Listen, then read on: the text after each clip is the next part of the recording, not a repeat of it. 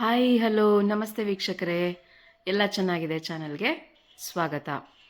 ಇವತ್ತು ನಾನು ಒಂದು ಸಿಂಪಲ್ ಆಗಿರೋ ಅಂಥ ಟೇಸ್ಟಿಯಾಗಿರೋ ಅಂಥ ಸಾರು ರೆಸಿಪಿ, ಹಾಲು ಸಾರನ್ನ ರೆಸಿಪಿ, ಹೀರೆಕಾಯಿ ಹಾಕಿ ಮಾಡ್ತಾ ಇರೋ ಹಾಲು ಸಾರನ್ನ ರೆಸಿಪಿನ ತೋರಿಸ್ತಾ ಇದ್ದೀನಿ. ಇದು ತುಂಬಾ ಟೇಸ್ಟಿಯಾಗಿರತ್ತೆ, ಹಾಗೆ ತುಂಬ ಕ್ವಿಕ್ಕಾಗಿ ಸಹ ಮಾಡ್ಕೊಳ್ಬೋದು. ಮುದ್ದೆ ಜೊತೆ ಅನ್ನದ ಜೊತೆ ತುಂಬ ಒಳ್ಳೆ ಕಾಂಬಿನೇಷನು. ಇದನ್ನು ಹೇಗೆ ಮಾಡೋದು ಅಂತ ನೋಡೋಣ ಬನ್ನಿ.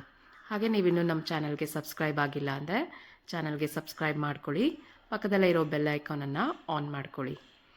ಈಗ ನಾನಿಲ್ಲಿ ಒಂದು ಕುಕ್ಕರ್ಗೆ ಸುಮಾರು 3/4 ಲೋಟ ಆಗುವಷ್ಟು ತೊಗರಿಬೇಳೆನ ತೊಗೊಂಡಿದ್ದೀನಿ. ಇದನ್ನು ಚೆನ್ನಾಗಿ 2-3 ಬಾರಿ ತೊಳೆದಿಟ್ಕೋತಾ ಇದ್ದೀನಿ. ಇಲ್ಲಿ ಸುಮಾರು 1/4 kg, ಅರ್ಧ kg ಆಗುವಷ್ಟು ಹೀರೆಕಾಯನ್ನು ಸಿಪ್ಪೆ ಚೆನ್ನಾಗಿ ತೆಗೆದು ತೊಳೆದು ಇಟ್ಕೊಂಡಿದ್ದೀನಿ. ಇದನ್ನು ದೊಡ್ಡದಾಗಿ ಕಟ್ ಮಾಡಿ ಕುಕ್ಕರ್ಗೆ ಹಾಕ್ಕೊಳ್ಳೋಣ. ತುಂಬ ಸಣ್ಣದಾಗಿ ಕಟ್ ಮಾಡೋದೇನು ಅವಶ್ಯಕತೆ ಇಲ್ಲ, ಹೀರೆಕಾಯಿ ತುಂಬ ಚೆನ್ನಾಗಿ ಬೆಂದ್ಬಿಡುತ್ತೆ. ನೋಡಿ, ಈ ಸೈಜಲ್ಲಿ ಮಾಡಿಕೊಂಡ್ರೆ ಸಾಕಾಗುತ್ತೆ. ಅಷ್ಟು ಹೀರೆಕಾಯಿನ ಕಟ್ ಮಾಡಿಕೊಂಡು ಕುಕ್ಕರಲ್ಲಿ ಹಾಕ್ಕೊಳ್ಳೋಣ. ಹಾಗೆ ಒಂದು 3 ಲೋಟದಷ್ಟು ನೀರನ್ನು ಹಾಕ್ಕೊಂಡಿದ್ದೀನಿ. ಇದನ್ನು 2 ವಿಸಿಲ್ ಕೂಗಿಸ್ಕೊಂಡ್ರೆ ಸಾಕಾಗತ್ತೆ. ಅದು ಕೂಗಿ ಆರೋ ಅಷ್ಟರಲ್ಲಿ ಒಂದು ಪ್ಯಾನ್ಗೆ 1 ಟೇಬಲ್ ಚಮಚ ಆಗುವಷ್ಟು ಜೀರಿಗೆ, ಹಾಗೆ ಒಂದು 10-12 ಕಾಳು ಮೆಣಸನ್ನು ಹಾಕ್ಕೊಂಡು ಚೆನ್ನಾಗಿ ಹುರ್ಕೊಳ್ಳೋಣ. ಜೀರಿಗೆ ಚಟಪಟ ಅನ್ನೋಷ್ಟು ಹುರ್ಕೊಂಡ್ರೆ ಸಾಕಾಗುತ್ತೆ. ಈ ಸಾರು ತುಂಬಾ ಕ್ವಿಕ್ಕಾಗುತ್ತೆ, ಯಾವುದು ಎಣ್ಣೆ ಮಸಾಲ ಯಾವುದು ಇರೋದಿಲ್ಲ ಇದರಲ್ಲಿ. ಸೊ ತುಂಬ ಕ್ವಿಕ್ಕಾಗಿ ಮಾಡಿಕೊಂಡು ತುಂಬಾ ಟೇಸ್ಟಿಯಾಗಿ ಮಾಡಿಕೊಂಡು ಡಿಫ್ರೆಂಟಾಗಿರತ್ತೆ. ಸೊ ನೀವು ನಿಮ್ಮ ಮನೆಯಲ್ಲಿ ಒಮ್ಮೆ ಈ ರೀತಿ ಹಾಲು ಸಾರನ್ನು ಮಾಡ್ಕೊಳ್ಳಿ. ಹೇಗೆ ಬಂತು ಅಂತ ಕಮೆಂಟ್ ಸೆಕ್ಷನಲ್ಲಿ ತಿಳಿಸಿ. ಈಗ ಇದು ಚೆನ್ನಾಗಿ ಹುರಿದಿದೆ, ಮಿಕ್ಸಿ ಜಾರ್ಗೆ ಹಾಕ್ಕೋತಾ ಇದ್ದೀನಿ. ಅದೇ ಪ್ಯಾನ್ಗೆ ಸುಮಾರು ಒಂದು 6-7 ಹಸಿಮೆಣಸಿನ್ಕಾಯಿನ ಹಾಕ್ಕೊಂಡು ಅದನ್ನು ಸಹ ಚೆನ್ನಾಗಿ ಹುರ್ಕೊಳ್ಳೋಣ.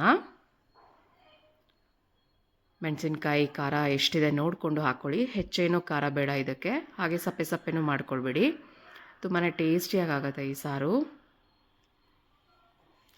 ಮೆಣಸಿನ್ಕಾಯಿ ಕೂಡ ಚೆನ್ನಾಗೆ ಸುಟ್ಟಿದೆ, ಇಷ್ಟ ಆದರೆ ಸಾಕಾಗುತ್ತೆ.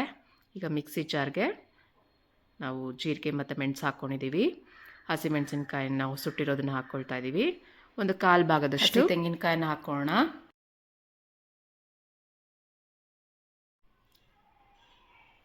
ಹಾಗೆ ಇಲ್ಲಿ 1-1.5 ಟೇಬಲ್ ಚಮಚದಷ್ಟು ಅಕ್ಕಿ, ದೋಸೆ ಅಕ್ಕಿ ಅಥವಾ ಸೊಸೈಟಿ ಅಕ್ಕಿನ ನಾನು 2 ಗಂಟೆಗಳ ಕಾಲ ನೆನೆ ಹಾಕಿ ಇಟ್ಕೊಂಡಿದ್ದೀನಿ. ಅದನ್ನು ಸೇರಿಸ್ಕೊತಾ ಇದ್ದೀನಿ.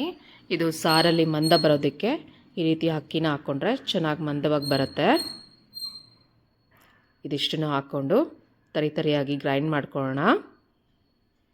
ನಂತರ ಇದಕ್ಕೆ ಬೆಳ್ಳುಳ್ಳಿನ ಸೇರಿಸ್ಕೊಳ್ಳೋಣ. ಸುಮಾರು ಒಂದು 6-7 ಬೆಳ್ಳುಳ್ಳಿ, ಹಾಗೆ ಸ್ವಲ್ಪ 1/4 ಲೋಟದಷ್ಟು ನೀರನ್ನು ಹಾಕ್ಕೊಂಡು ಚೆನ್ನಾಗಿ ಫೈನ್ ಪೇಸ್ಟ್ ಮಾಡ್ಕೊಳ್ಳೋಣ.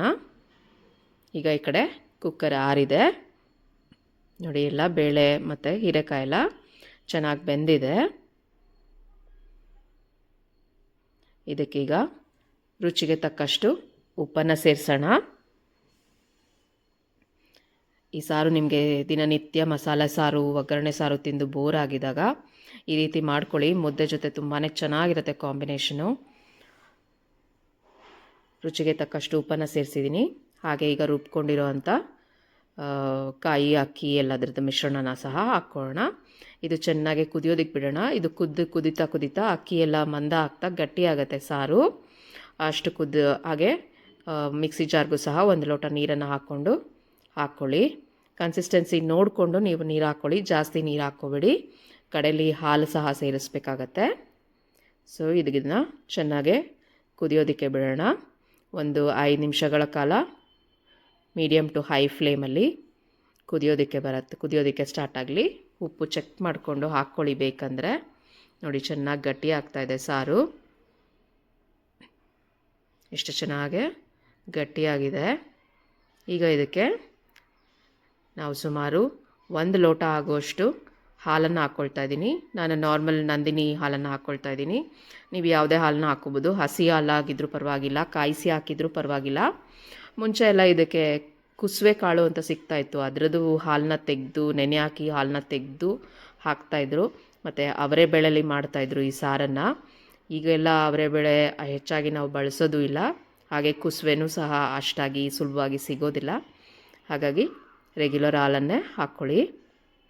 ಕನ್ಸಿಸ್ಟೆನ್ಸಿ ನೋಡಿಕೊಂಡು ನೀರು ಹೆಚ್ಚು ಕಡಿಮೆ ಬೇಕು ಅಂದರೆ ಹಾಕ್ಕೊಳ್ಬೋದು. ತುಂಬಾ ತೆಳ್ಳಗೆ ಮಾಡ್ಕೊಬೇಡಿ, ತುಂಬಾ ಗಟ್ಟಿಗೆ ಮಾಡ್ಕೊಬೇಡಿ. ಇದು ಕುದ್ದು ಆರಿದ ಮೇಲೆ ಮತ್ತಷ್ಟು ಗಟ್ಟಿ ಆಗುತ್ತೆ.